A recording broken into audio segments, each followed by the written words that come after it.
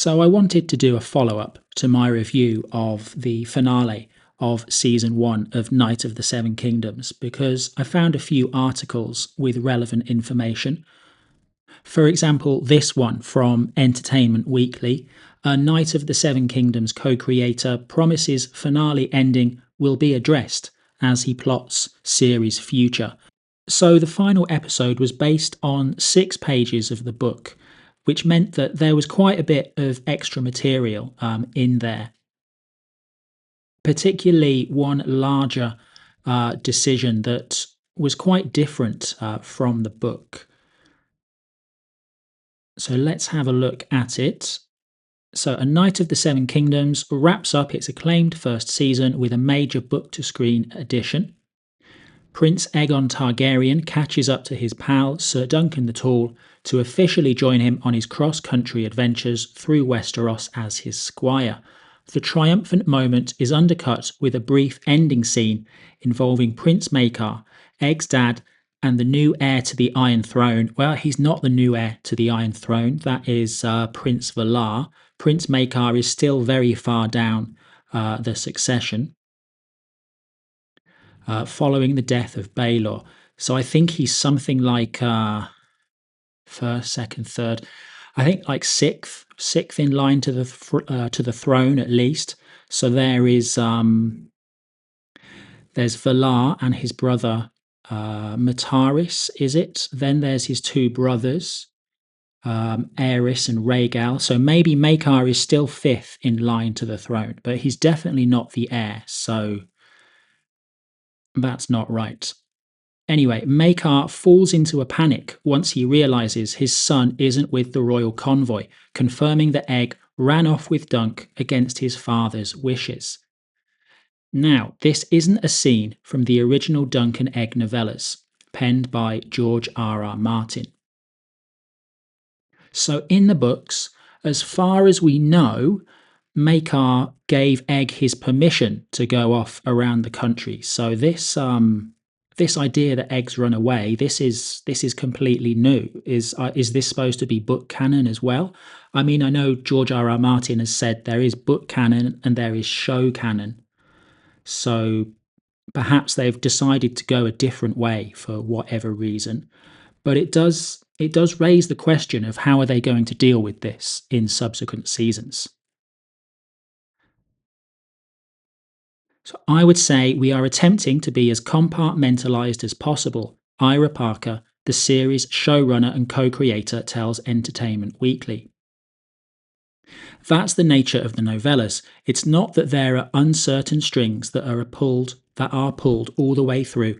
But every season, Dunk and Aeg are in a new place. We set up a story, we tell you the story, and we close out the story. That's good. That's hopeful because the books, I mean, they build on each other, but they are also kind of self-contained. Let's continue. So this is a little bit of thread, but I don't want to start getting into too big ripple effects that change the nature of the story we're allowed to tell in season 2 that make it too big. It will be addressed, but hopefully it will not detract from anyone's enjoyment of the Sworn Sword. So one of the things that I've liked, and I think a lot of people have liked about Knight of the Seven Kingdoms, is that it's been faithful to the books. And I don't mean faithful by word, scene by scene, but it's been faithful in spirit. It's been the story that book readers have expected, and I hope that The Sworn Sword is the story that book readers expect as well. I hope that this potential conflict between Maekar and Dunk doesn't change things too much. A Knight of the Seven Kingdoms Season 1 adapted the main events of Martin's The Hedge Knight, the first of the novellas he penned about Dunk and Aeg. Season 2, now in production in Belfast, adapts the second tale, The Sworn Sword. Future seasons, which haven't been formally greenlit, would then adapt the third published novella, The Mystery Knight, as well as a series of unpublished stories Martin gave to Parker behind the scenes. I heard it's possibly 12 stories that Ira Parker and George R.R. Martin have discussed. Off the top of my head, I think I only know of 3. So there is one that's kind of called the She-Wolves of Winterfell, so set up in the north, where they potentially meet Old Nan, and that leads to Hodor. Another one down in Dorne, which would be set between the Hedge Knight and the Sworn Sword, so chronologically would be the second story. And I've also heard rumours of a story set around Pennytree as well, Ser Arlan's hometown.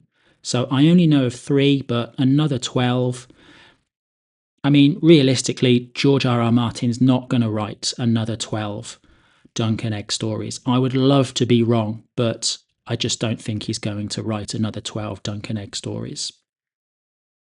I've pitched George my ending.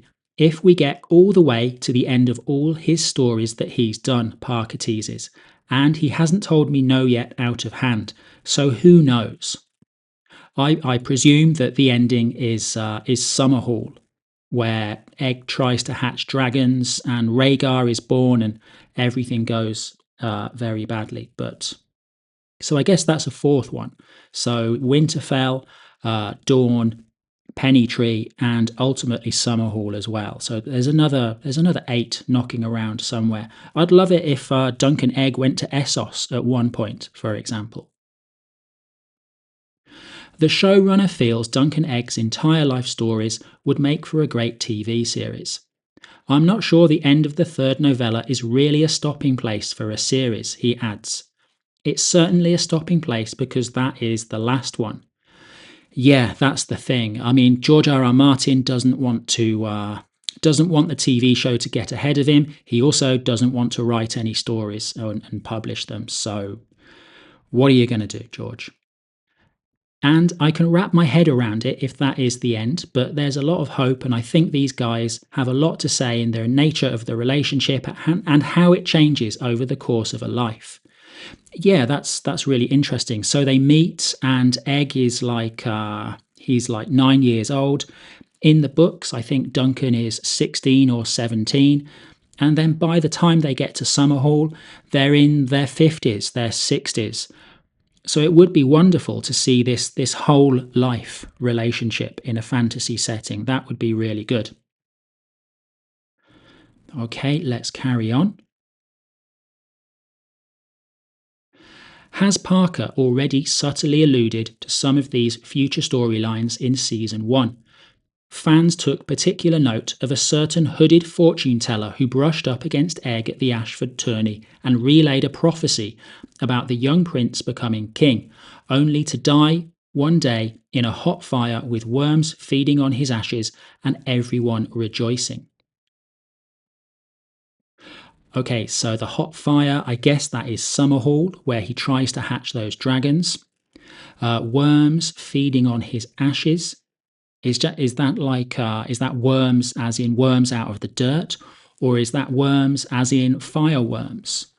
That was it. Aeria Targaryen went to Valyria and she came back with lots of fireworms inside her body. So maybe the eggs hatch in the wrong way or something. Instead of hatching dragons, they hatch these fireworms instead.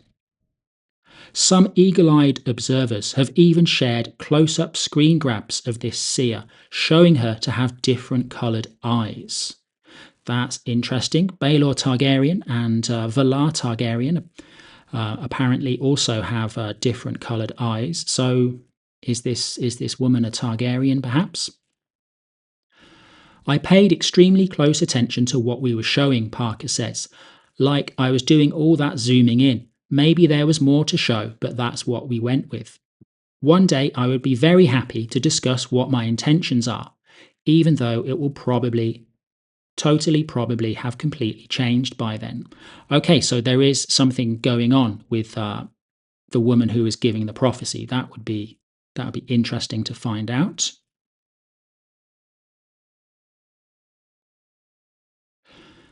So that is Entertainment Weekly.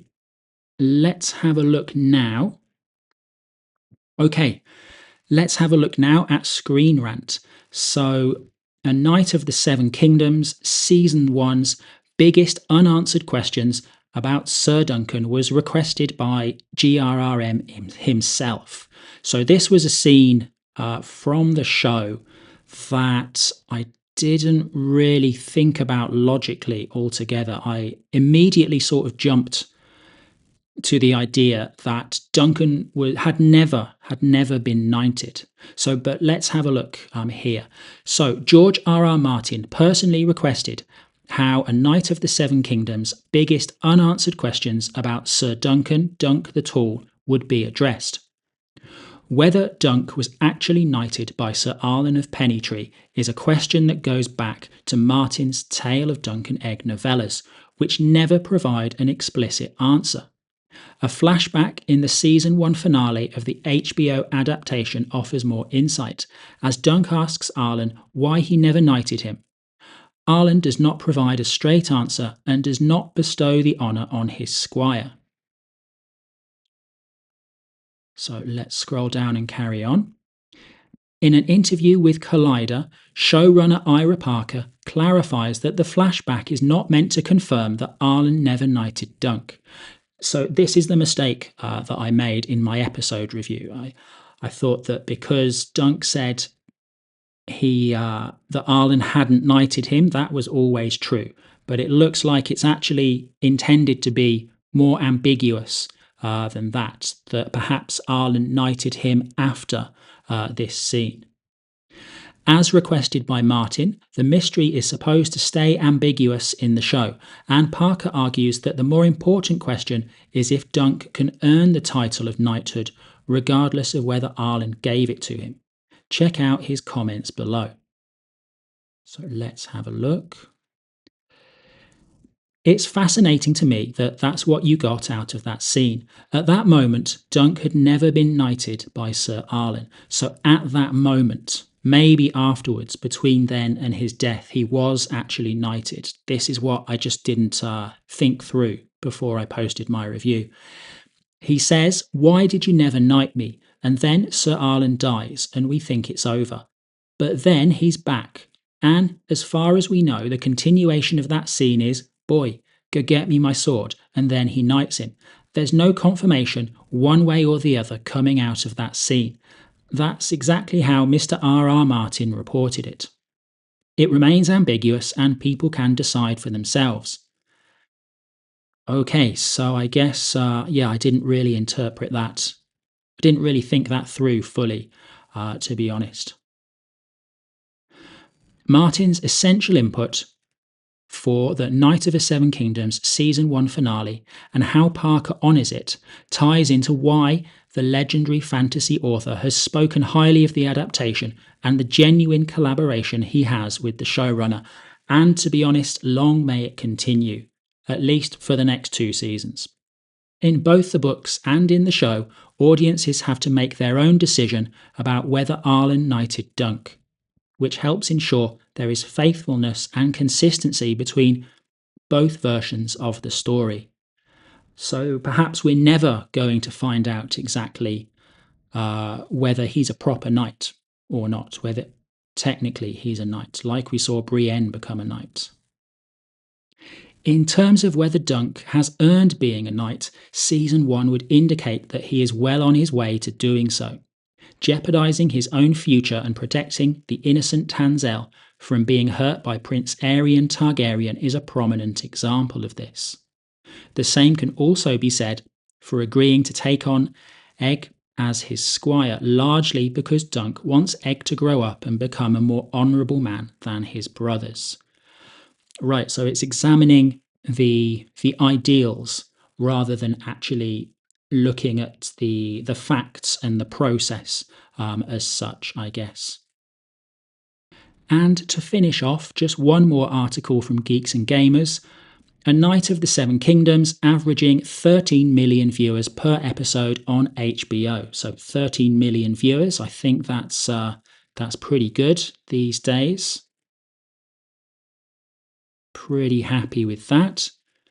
So, A Knight of the Seven Kingdoms is a certified hit for HBO, with ratings surpassing even the network's most celebrated new show. A Knight of the Seven Kingdoms is averaging close to 13 million US viewers per episode. And these numbers are in line with its premiere episode, which also had the third best rating in HBO Max's history, behind House of the Dragon and The Last of Us. So I guess in its first season, it's bigger than Game of Thrones was in its first season. So that's pretty good. I mean, I think we're definitely getting a second season. I'm pretty sure we're going to be getting a third season. And I'd love to get a fourth, a fifth, a sixth, even more than that, perhaps. I guess we'll see. Thanks for watching.